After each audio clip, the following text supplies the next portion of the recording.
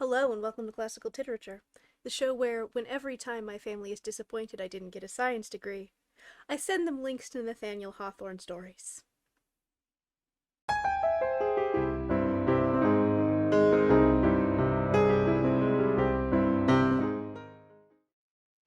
Now, despite the fact that everybody knows about young Goodman Brown and the Scarlet Letter, they are not my favorite Hawthorne stories. My favorite Hawthorne story is actually The Birthmark, which you can watch somewhere in this zone, somewhere in there. I do not know how YouTube links work, and at this point, I'm a little too afraid to ask. However, probably my second favorite Hawthorne story is The Artist of the Beautiful, which we will be covering today. The Artist of the Beautiful by Nathaniel Hawthorne. An elderly man, with his pretty daughter on his arm, was passing along the street and emerged from the gloom of the cloudy evening into the light that fell across the pavement from the window of a small shop. It was a projecting window, and on the inside were suspended a variety of watches, pinchbeck, silver, and one or two of gold, all with their faces turned from the street, as if churlishly disinclined to inform the wayfarers what o'clock it was. Seated within the shop, sidelong to the window, with his pale face bent earnestly over some delicate piece of mechanism on which was thrown the concentrated luster of a shade lamp, appeared a young man. "What can Owen Warland be about?" muttered the old Peter Hovenden, himself a retired watchmaker, and the former master of this same young man, whose occupation he was now wondering at. "What can the fellow be about? These 6 months past, I have never come by his shop without seeing him just as steadily at work as now. It would be a flight beyond his usual foolery to seek for the perpetual motion, and yet I know enough of my old business to be certain that what he is now so busy with is no part of the machinery of a watch." "Perhaps, father," said Annie, without showing much interest in the question, "Owen is inventing a new kind of timekeeper. I'm sure he has ingenuity enough." "Child, he has not the sort of ingenuity to invent anything better than a Dutch toy," answered her father, who had formerly been put to much vexation by Owen Warland's irregular genius. "A plague on such ingenuity. All the effect that I ever knew of it was to spoil the accuracy of some of the best watches in my shop. He would turn the sun out of orbit and derange the whole course of time, if, as I said before, his ingenuity could grasp anything bigger than a child's toy." "Hush, father, he hears you," whispered Annie, pressing the old man's arm. "His ears are as delicate as his feelings, and you know how easily disturbed they are. Do let us move on." So Peter Hovenden and his daughter Annie plodded on without further conversation, until in a by-street of the town they found themselves passing the open door of a blacksmith's shop. Within was seen the forge, now blazing up and illuminating the high and dusky roof, and now confining its luster to a narrow precinct of the coal-strewn floor, according as the breath of the bellows was puffed forth or again inhaled into its vast leathern lungs. In the intervals of brightness, it was easy to distinguish the objects in remote corners of the shop, and the horseshoes that hung upon the wall. In the momentary gloom, the fire seemed to be glimmering amidst the vagueness of unenclosed space. Moving about in this red glare and alternate dusk was the figure of the blacksmith, well worthy to be viewed in so picturesque an aspect of light and shade, where bright blaze struggled with the black night, as if each would have snatched his comely strength from the other. Anon he drew a white-hot bar of iron from the coals, laid it on the anvil, uplifted his arm of might, and was soon enveloped in the myriad of sparks which the strokes of his hammer scattered into the surrounding gloom. "Now that is a pleasant sight," said the old watchmaker. "I know what it is to work in gold, but give me the worker in iron after all is said and done. He spends his labor upon a reality. What say you, daughter Annie?" "Pray, don't speak so loud, father," whispered Annie. "Robert Danforth will hear you." "And what if he should hear me?" said Peter Hovenden. "I say again, it is a good and wholesome thing to depend upon main strength and reality, and to earn one's bread with the bare and brawny arm of a blacksmith. A watchmaker gets his brain puzzled by his wheels within a wheel, or loses his health or the nicety of his eyesight, as was my case, and finds himself at middle age, or a little after, past labour at his own trade, and fit for nothing else, yet too poor to live at ease. So I say once again, give me main strength for my money. And then, how it takes the nonsense out of a man. Did you ever hear of a blacksmith being such a fool as Owen Warland yonder? Well said, Uncle Hovenden, shouted Robert Danforth from the forge, in a full, deep, merry voice, that made the roof re-echo. And what says Miss Annie to that doctrine? She, I suppose, will think it a genteeler business to tinker up a lady's watch than to forge a horseshoe or make a gridiron. Annie drew her father onward without giving him time to reply.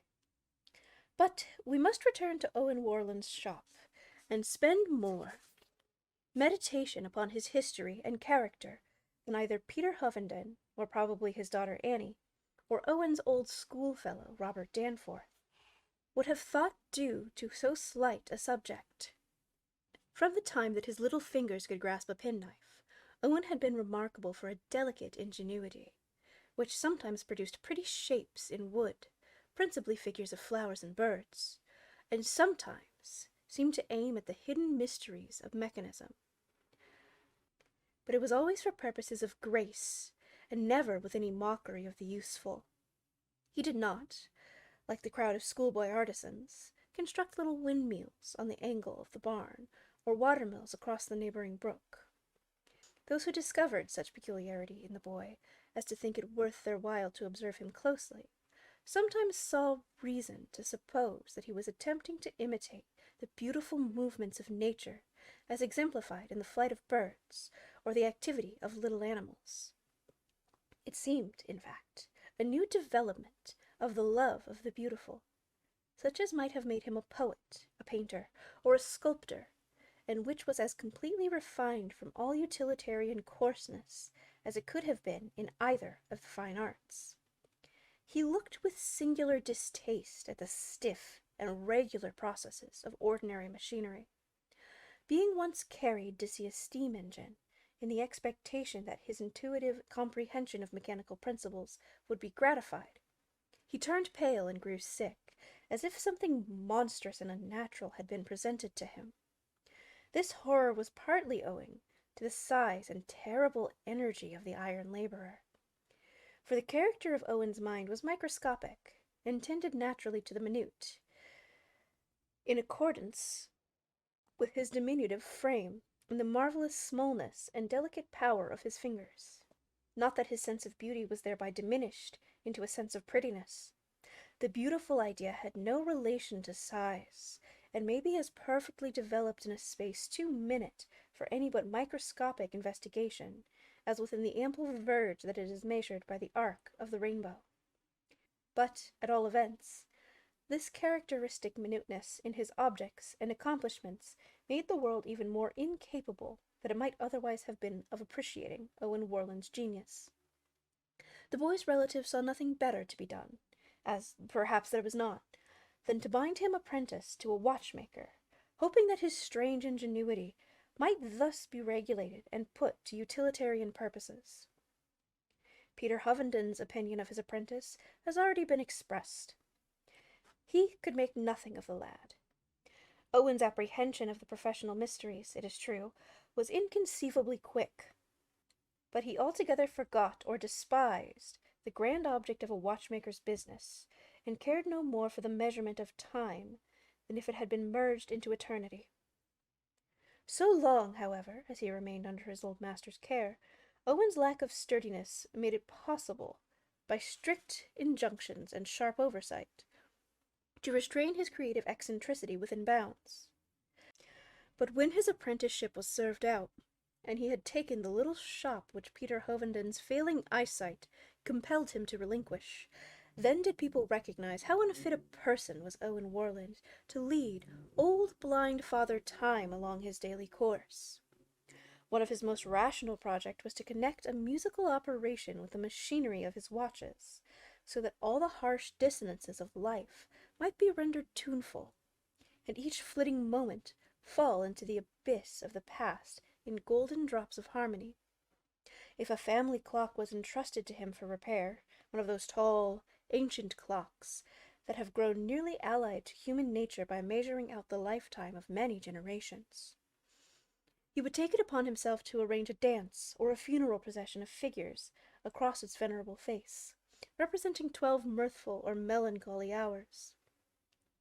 Several freaks of this kind quite destroyed the young watchmaker's credit with that steadfast and matter-of-fact class of people who hold the opinion that time is not to be trifled with, whether considered as the medium of advancement and prosperity in this world, or preparation for the next. His custom rapidly diminished. A misfortune, however, that was probably reckoned among his better accidents by Owen Warland, who was becoming more and more absorbed in a secret occupation which drew all his science and manual dexterity into itself, and likewise gave full employment to the characteristic tendencies of his genius. This pursuit had already consumed many months. After the old watchmaker and his pretty daughter had gazed at him out of the obscurity of the street, Owen Warland was seized with a fluttering of the nerves, which made his hand tremble too violently to proceed with such delicate labor as he was now engaged upon. "It was Annie herself," murmured he. "I should have known it, by the throbbing of my heart, before I heard her father's voice. Ah, how it throbs! I shall scarcely be able to work again on this exquisite mechanism tonight. Annie, dearest Annie, thou shouldst give firmness to my heart and hand, and not shake them thus, for, if I strive to put the very spirit of beauty into form and give it motion, it is for thy sake alone. O throbbing heart, be quiet. If my labor must be thus thwarted, there will come vague and unsatisfied dreams, which will leave me spiritless tomorrow." As he was endeavoring to settle himself again to his task, the shop door opened and gave admittance to none other than the stalwart figure which Peter Hovenden had paused to admire, as seen amid the light and shadow of the blacksmith's shop.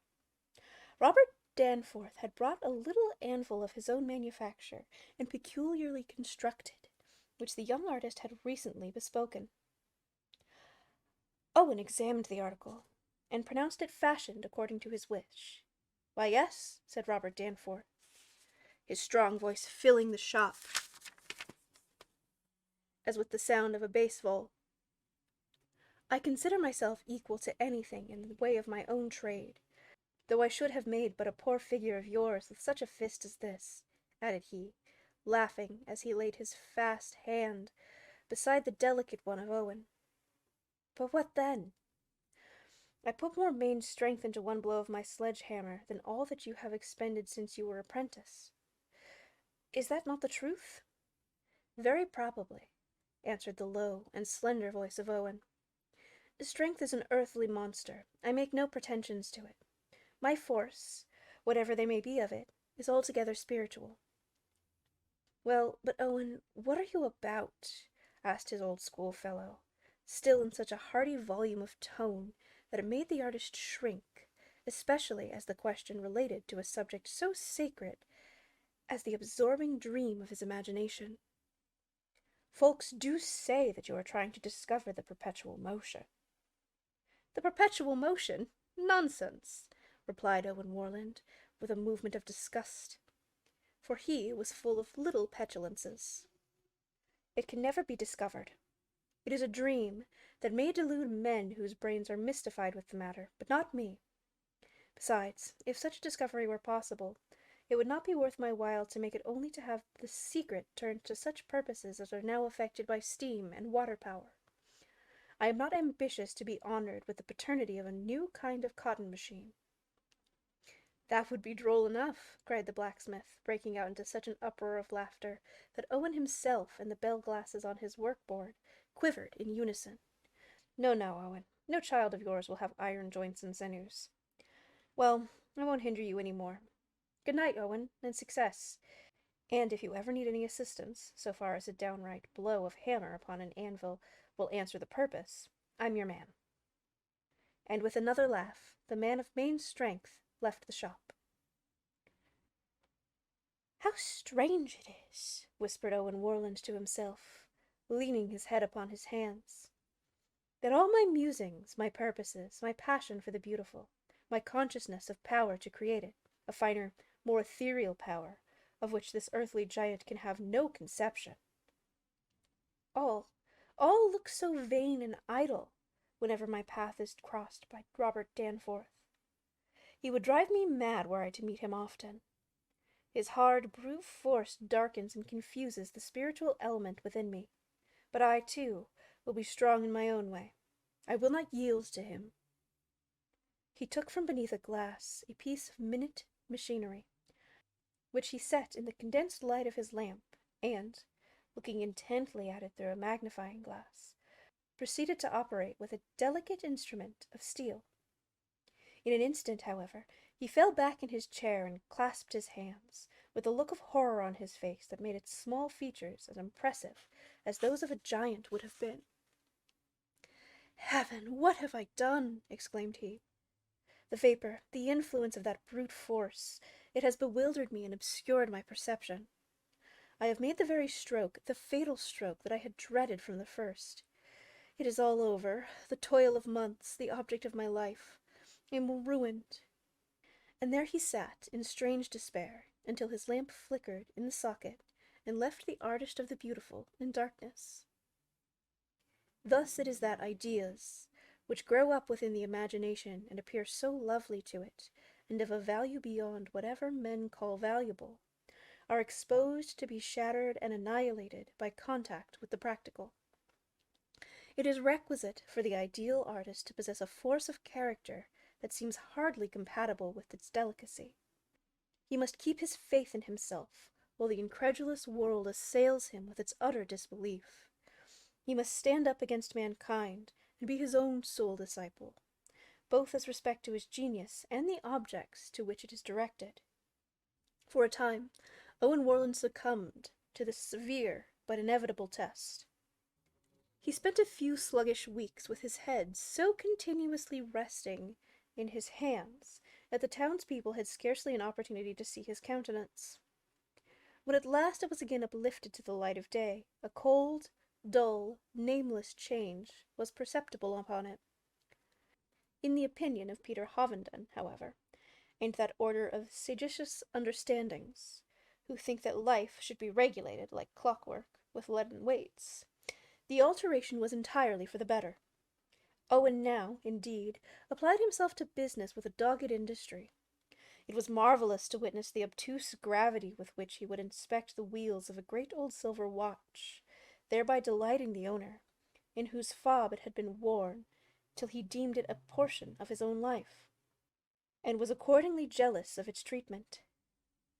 In consequence of the good rapport thus acquired, Owen Warland was invited by the proper authorities to regulate the clock in the church steeple.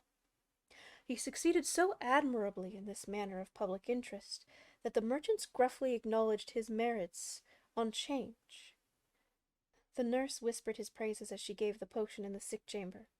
The lover blessed him at the hour of appointed interview, and the town in general thanked Owen for the punctuality of dinner-time.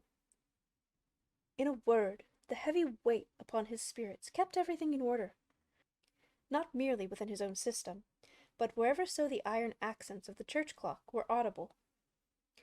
It was a circumstance, though minute yet characteristic of his present state, that, when employed to engrave names or initials on silver spoons, he now wrote the requisite letters in the plainest possible style, omitting a variety of fanciful flourishes that hitherto distinguished his work in this kind. One day, during the era of this happy transformation, old Peter Hovenden came to visit his former apprentice.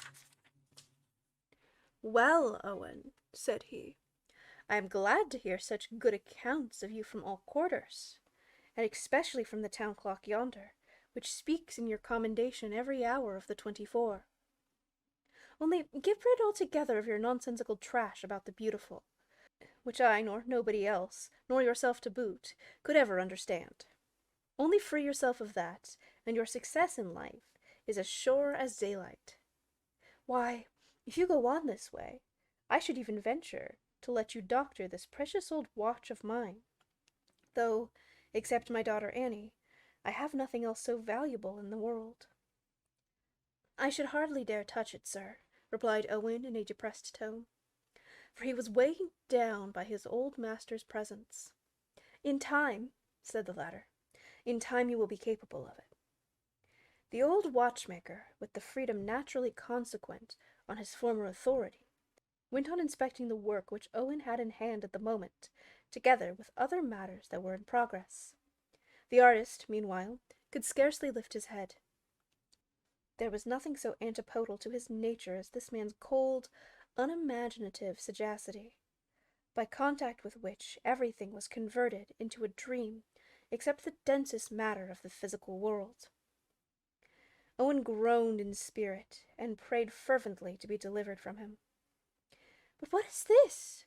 cried Peter Hovenden abruptly, taking up a dusty bell-glass, beneath which appeared a mechanical something, as delicate and minute as the system of a butterfly's anatomy. "What have we here? Owen, Owen! There's witchcraft in these little chains, and wheels, and paddles. See, with one pinch of my finger and thumb I am going to deliver you from all future peril." "For heaven's sake!" screamed Owen, springing up with wonderful energy. "As you would not drive me mad, do not touch it. The slightest pressure of your finger would ruin me forever."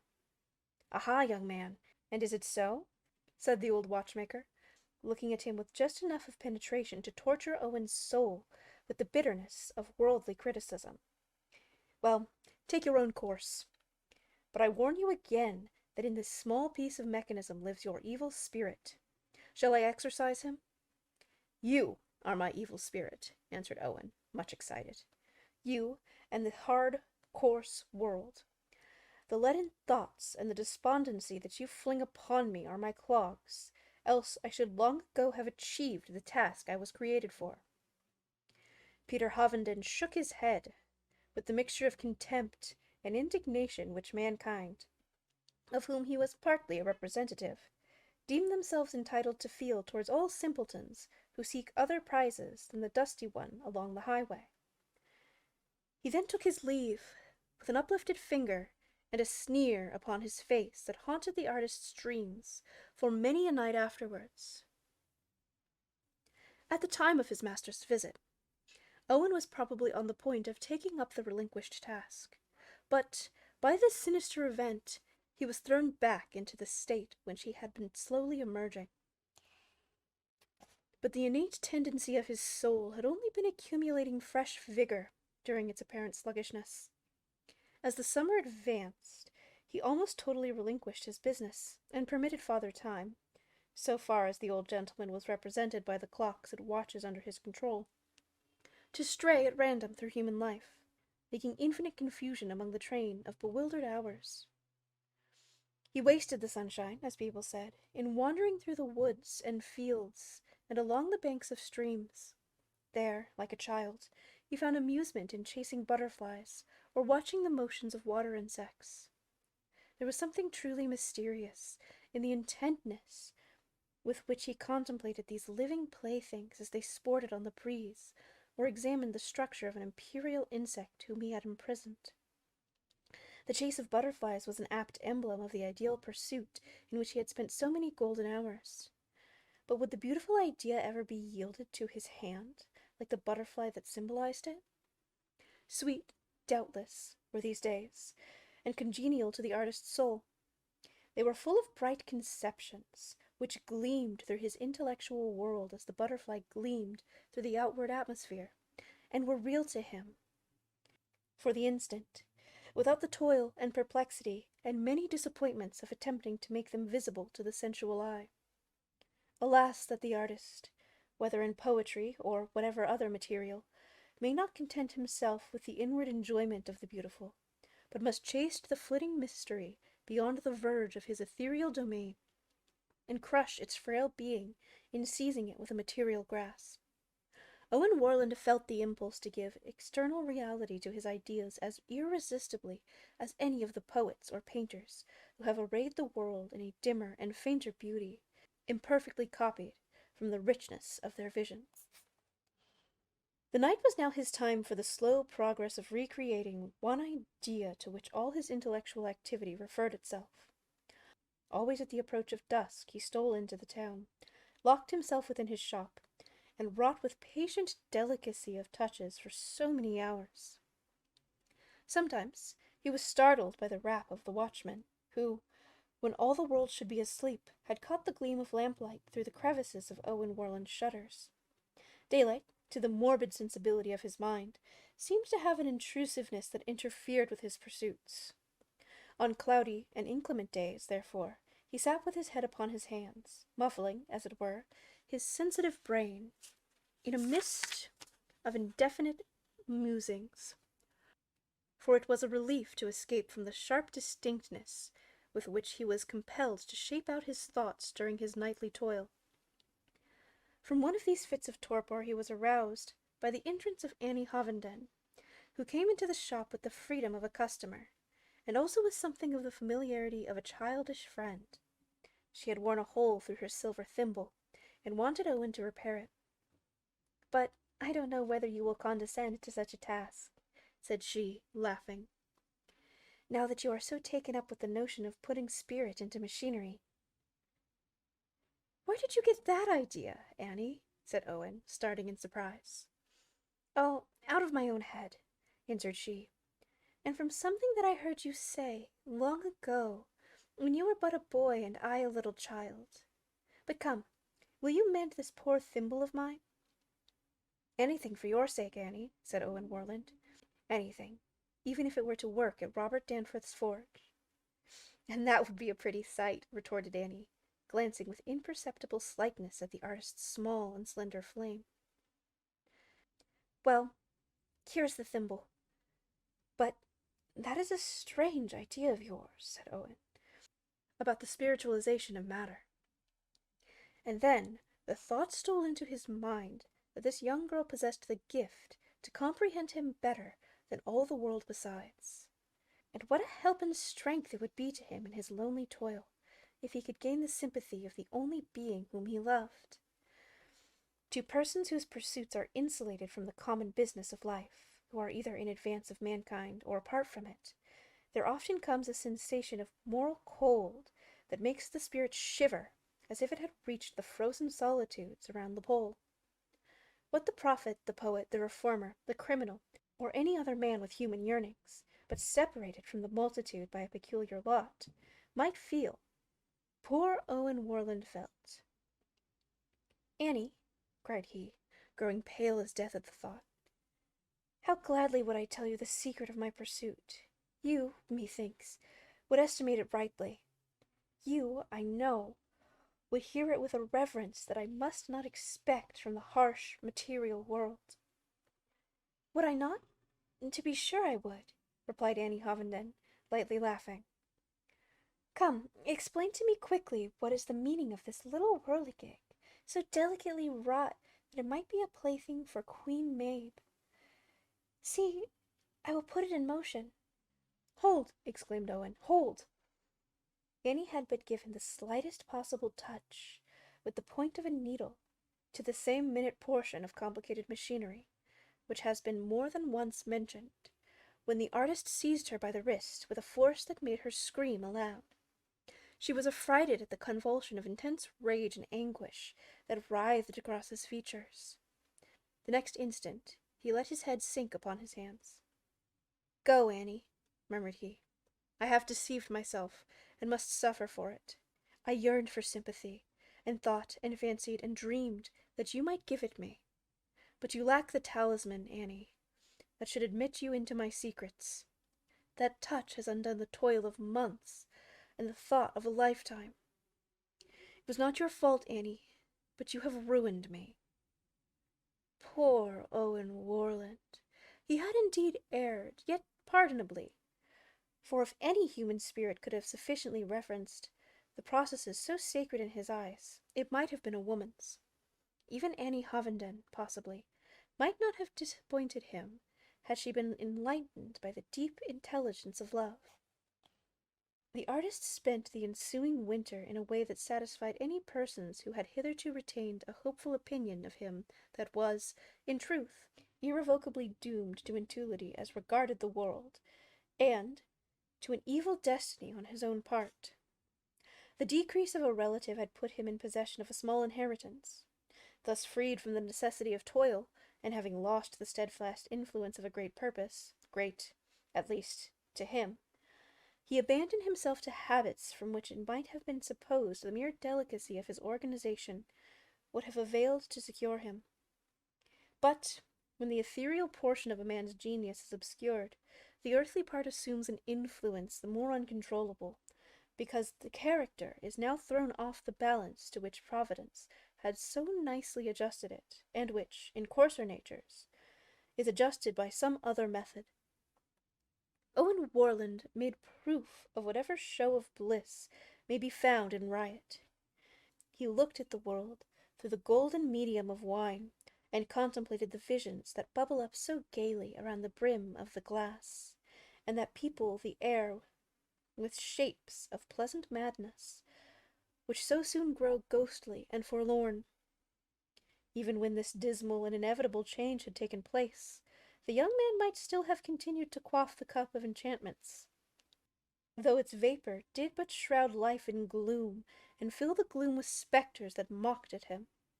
There was a certain irksomeness of spirit, which, being real, and the deepest sensation of which the artist was now conscious, was more intolerable than any fantastic miseries and horrors that the abuse of wine could summon up.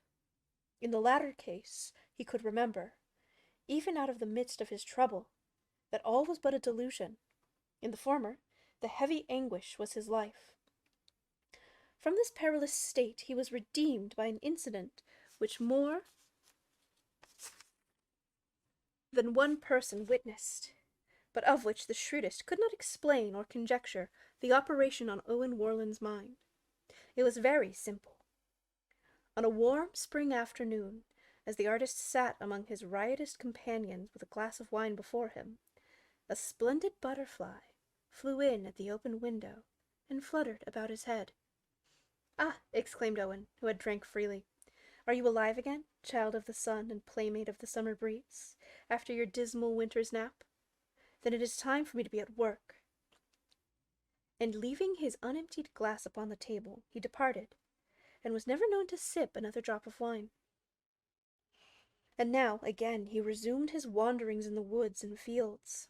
It might be fancied that the bright butterfly, which had come so spirit-like into the window as Owen sat with the rude revellers, was indeed a spirit commissioned to recall him to the pure, ideal life that had so etherealized him among men. It might be fancied that he went forth to seek this spirit in its sunny haunts, for still, as in the summer-time gone by, he was seen to steal gently up whenever a butterfly had alighted, and lose himself in contemplation of it. When it took flight, his eyes followed the winged vision, and of its airy track would show the path to heaven. But what could be the purpose of the unseasonable toil, which was again resumed, as the watchman knew by the lines of lamplight through the crevices of Owen Warland's shutters? The townspeople had one comprehensive explanation of all these singularities. Owen Warland had gone mad. How universally officious, how satisfactory, too, and soothing to the injured sensibility of narrowness and dullness, is this easy method of accounting for whatever lies beyond the world's most ordinary scope. From St. Paul's days down to our poor little artist of the beautiful, the same talisman that has been applied to the elucidation of all miseries, in the words or deeds of men who spoke or acted too wisely or too well. In Owen Warland's case, the judgment of his townspeople may have been correct. Perhaps he was mad. The lack of sympathy, that contrast between himself and his neighbours, which took away the restraint of example, was enough to make him so. Or possibly he had caught just so much of ethereal radiance as served to bewilder him, in an earthly sense, by its intermixture with the common daylight. One evening, when the artist had returned from a customary ramble, and had just thrown the lustre of his lamp on the delicate piece of work so often interrupted, but still taken up again, as if his fate were embodied in its mechanism, he was surprised by the entrance of old Peter Hovenden. Owen never met this man without a shrinking of the heart. Of all the world he was most terrible, by reason of a keen understanding which saw so distinctly what it did see, and disbelieved so uncompromisingly in what it could not see. On this occasion, the old watchmaker had merely a gracious word or two to say. "Owen, my lad," said he, "we must see you at my house tomorrow night." The artist began to mutter some excuse. "Oh, but it must be so," quoth Peter Hovenden, "for the sake of the days when you were one of the household." "What, my boy, don't you know that my daughter Annie is engaged to Robert Danforth? We are making an entertainment in our humble way to celebrate the event." "Ah!" said Owen. The little monosyllable was all he uttered. Its tone seemed cold and unconcerning to an ear like Peter Hovenden's, and yet there was in it the stilted outcry of the poor artist's heart, which he compromised within him like a man holding down an evil spirit. One slight outbreak, however, imperceptible to the old watchmaker, he allowed himself. Raising the instrument with which he was about to begin his work, he let it fall upon the little system of machinery that had, anew, cost him months of toil and thought. It was shattered by the stroke. Owen Warland's story would have been no tolerable representation of the troubled life of those who strive to create the beautiful, if, amid all other thwarting influences, love had not interposed to steal the cunning from his hand. Outwardly, he had been no ardent or enterprising lover. The career of his passion had confined its tumult and vicissitudes so entirely within the artist's imagination that Annie herself had scarcely more than a woman's intuitive perception of it. But, in Owen's view, it covered the whole field of his life. Forgetful of the time when she had shown herself incapable of any deep response, he had persisted in correcting all his dreams of artistical success with Annie's image. She was the visible shape in which the spiritual power that he worshipped, and on whose altar he hoped to lay a not unworthy offering, was made manifest to him. Of course he had deceived himself. There were no such attributes in Annie Hovenden as his imagination had endowed her with. She, in the aspect which she wore to his inward vision, was as much a creature of his own as the mysterious piece of mechanism which would be were it ever realized. He had become convinced of his mistake through the medium of successful love. Had he won Annie to his bosom, and there beheld her fade from angel into ordinary woman, the disappointment might have driven him back, with concentrated energy, upon his sole remaining object. On the other hand, had he found Annie what he fancied, his lot would have been so rich in beauty that out of its mere redundancy he might have wrought the beautiful into many a worthier type than he had toiled before. But the guise in which his sorrow came to him, the sense that the angel of his life had been snatched away and given to a rude man of earth and iron, who could neither need nor appreciate her ministrations, this was the very perversity of fate that makes human existence appear too absurd and contradictory to be the scene of one other hope or one other fear.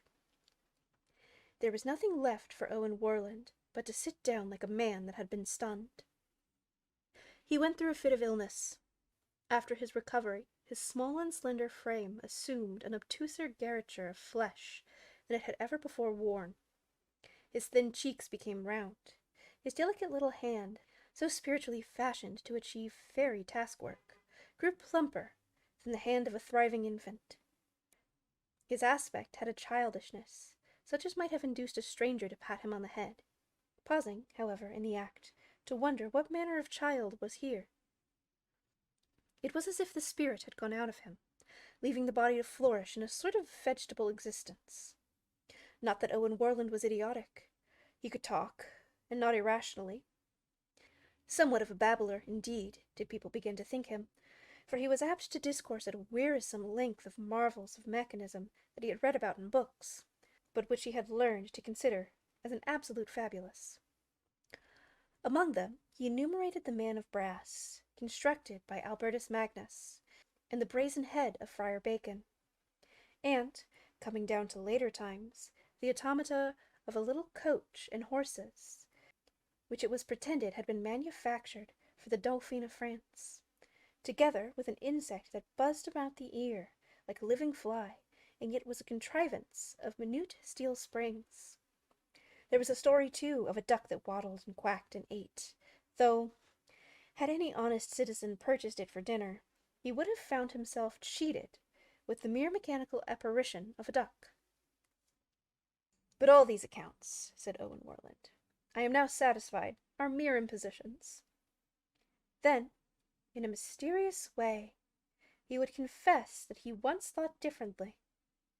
In his idle, dreamy days, he had considered it possible, in a certain sense, to spiritualize machinery, and to combine with the new species of life and motion thus produced a beauty that should attain to the ideal which nature had proposed to herself in all her creatures, but has never taken pains to realize. He seemed, however, to retain no very distinct perception either of the process of achieving this object, or of the design itself. I have thrown it all aside now, he would say. It was a dream such as young men are always mystifying themselves with. Now that I have acquired a little common sense, it makes me laugh to think of it. Poor, poor and fallen Owen Warland! These were the symptoms that he had ceased to be an inhabitant of the better sphere that lies unseen around us. He had lost his faith in the invisible, and now prided himself, as such unfortunates invariably do, in the wisdom which rejected much that even his eye could see, and trusted confidently in nothing but what his hand could touch. This is the calamity of men, whose spiritual part dies out of them and leaves the grosser understanding to assimilate them more and more to the things of which it alone can take cognizance. But in Owen Warland the spirit was not dead, nor passed away. It only slept. How it awoke again is not recorded. Perhaps the torpid slumber was broken by a convulsive pain. Perhaps, as in a former instance, the butterfly came and hovered about his head and re-inspired him, as indeed this creature of sunshine had always a mysterious mission for the artist, re-inspired him with the former purpose of his life. Whether it were pain or happiness that thrilled through his veins, his first impulse was to thank heaven for rendering him again the being of thought, imagination, and keenest sensibility that he had long ceased to be. Now for my task, said he. Never did I feel such strength for it as now. Yet, strong as he felt himself, he was incited to toil the more diligently by an anxiety, lest death should surprise him in the middle of his labors. This anxiety, perhaps, is common to all men who set their hearts upon anything so high, in their own view of it, that life becomes of importance only as conditional to its accomplishment. So long as we love life for itself, we seldom dread losing it. When we desire life for the attainment of an object, we recognize the frailty of its texture. But, side by side with this sense of insecurity, there is a vital faith in our invulnerability to the shaft of death while engaged in any task that seems assigned by Providence as our proper thing due, and which the world would have cause to mourn should we leave it unaccomplished. Can the philosopher, big with the inspiration of an idea that is to reform mankind, believe that he is to be beckoned from this sensible existence at the very instant when he is mustering his breath to speak the word of light? Should he perish so, the weary ages may pass away, the world's whole life-sand may fall drop by drop, before another intellect is prepared to develop the truth that might have been uttered then. But history affords many an example where the most precious spirit, at any particular epoch manifested in human shape, has gone hence untimely, without space allowed him, so far as mortal judgment could discern, to perform his mission on earth. The prophet dies, and the man of torpid heart and sluggish brain leaves on.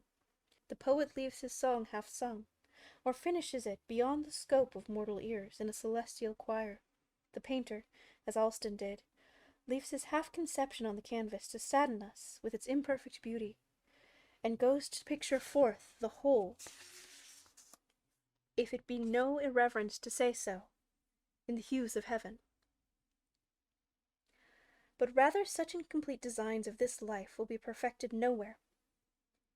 This so frequent abortion of man's dearest projects must be taken as proof that the deeds of earth, however etherealized by piety or genius, are without value, except as exercises and manifestations of the spirit.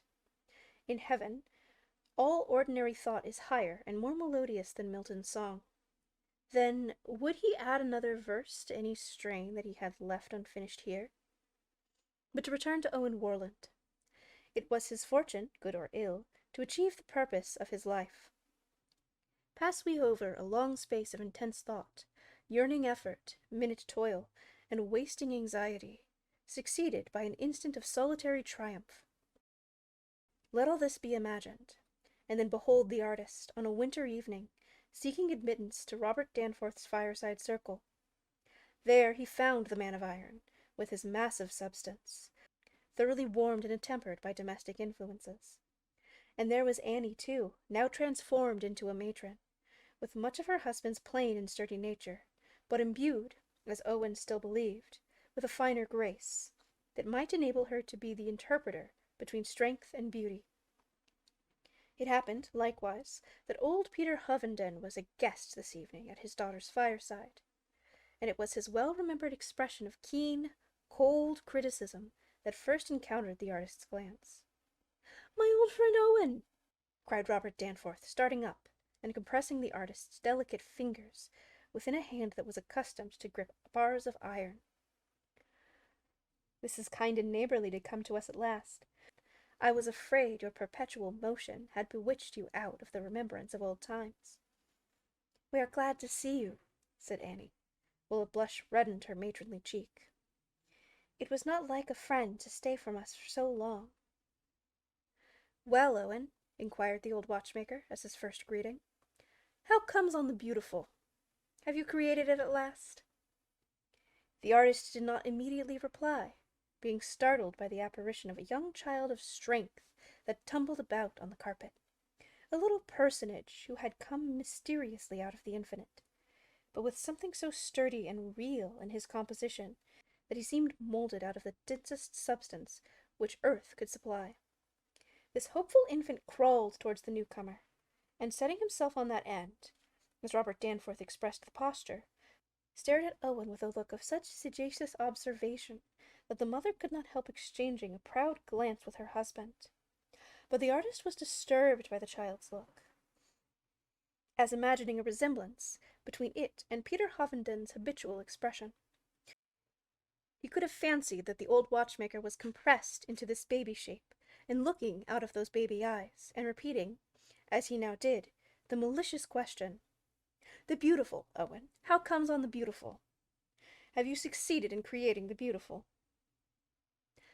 "I have succeeded," replied the artist, with a momentary light of triumph in his eyes and a smile of sunshine, yet steeped in such depth of thought that it was almost sadness. "Yes, my friends, it is the truth. I have succeeded." "Indeed!" cried Annie, a look of maiden mirthfulness peeping out of her face again.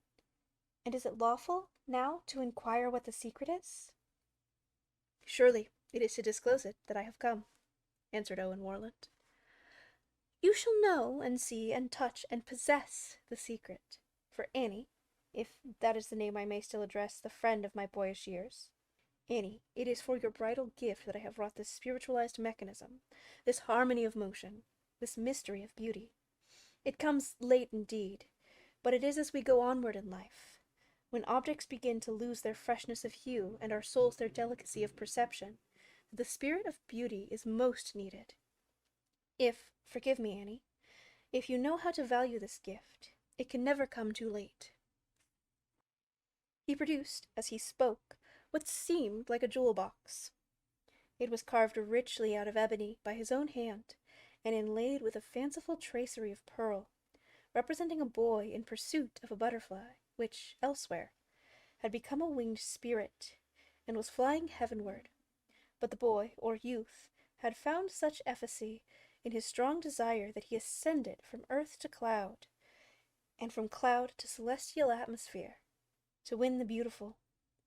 This case of ebony the artist opened, and bade Annie place her finger on its edge, She did so, but almost screamed as a butterfly fluttered forth, and, alighting on her fingertip, sat waving its ample magnificence of its purple and gold-speckled wings, as if in prelude to a flight. It's impossible to express by words the glory, the splendor, the delicate gorgeousness which were softened into the beauty of this object. Nature's ideal butterfly was here realized in all its perfection, not in the pattern of such faded insects as flit among earthly flowers, but of those which hover across the meads of paradise for child angels, and the spirits of departed infants to disport themselves with. The rich down was visible upon its wings. The luster of its eyes seemed instinct with spirit. The firelight glimmered around this wonder. The candles gleamed on it, but it glistened apparently by its own radiance, and illuminated the finger and outstretched hand on which it rested with a white gleam like that of precious stones.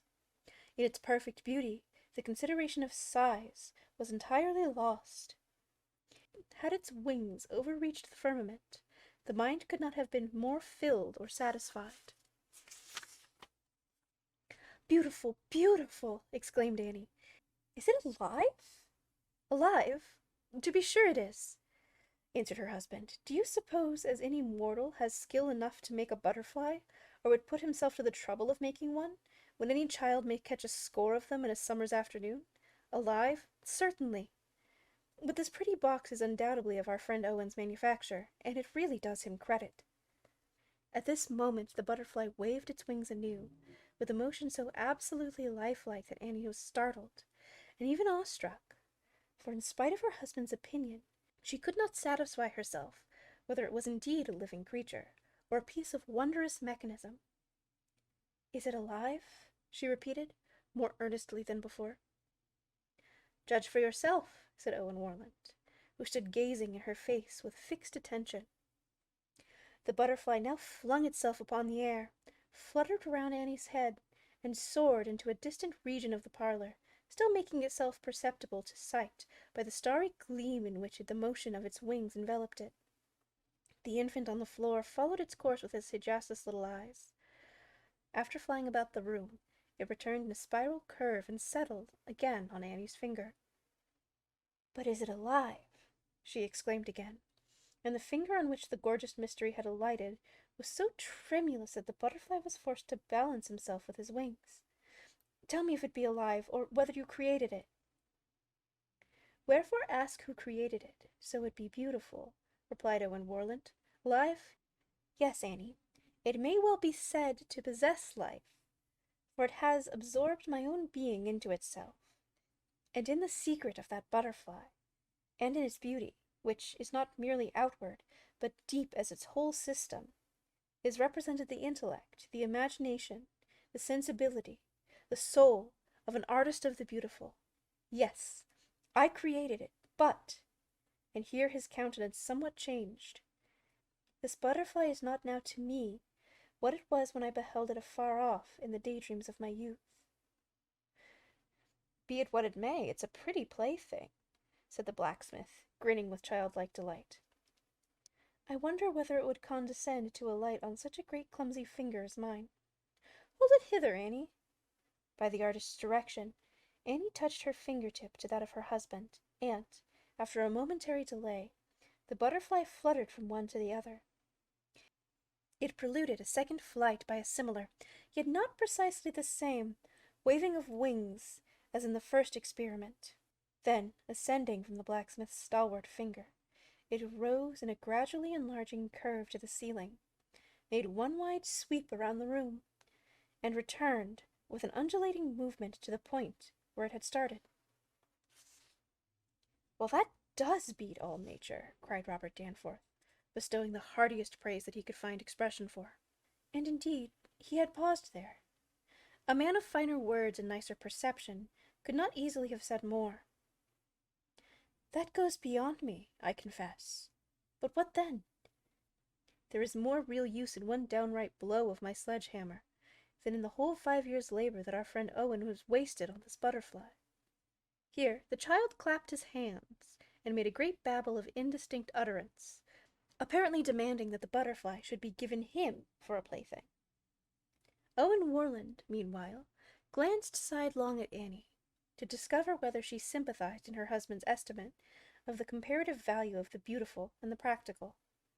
There was, amid all her kindness towards himself, amid all the wonder and admiration with which she contemplated the marvelous work of his hands and incarnation of his idea, a secret scorn, too secret, perhaps, for her own consciousness, and perceptible only to such intuitive discernment as that of the artist. But Owen, in the latter stages of his pursuit, had arisen out of the region in which such a discovery might have been torture. He knew that the world, and Annie as the representative of the world, whatever praise may be bestowed, could never say the fitting word, nor feel the fitting sentiment, which should be perfect recompense of an artist who, symbolizing a lofty moral by a material trifle, converting what was earthly to spiritual gold, had won the beautiful into his handiwork. Not at the latest moment was he to learn that the reward of all high performance must be sought within itself, or sought in vain. There was, however, a view of the matter which Annie and her husband, and even Peter Hovenden, might fully have understood, and which would have satisfied them that the toil of years had here been worthily bestowed.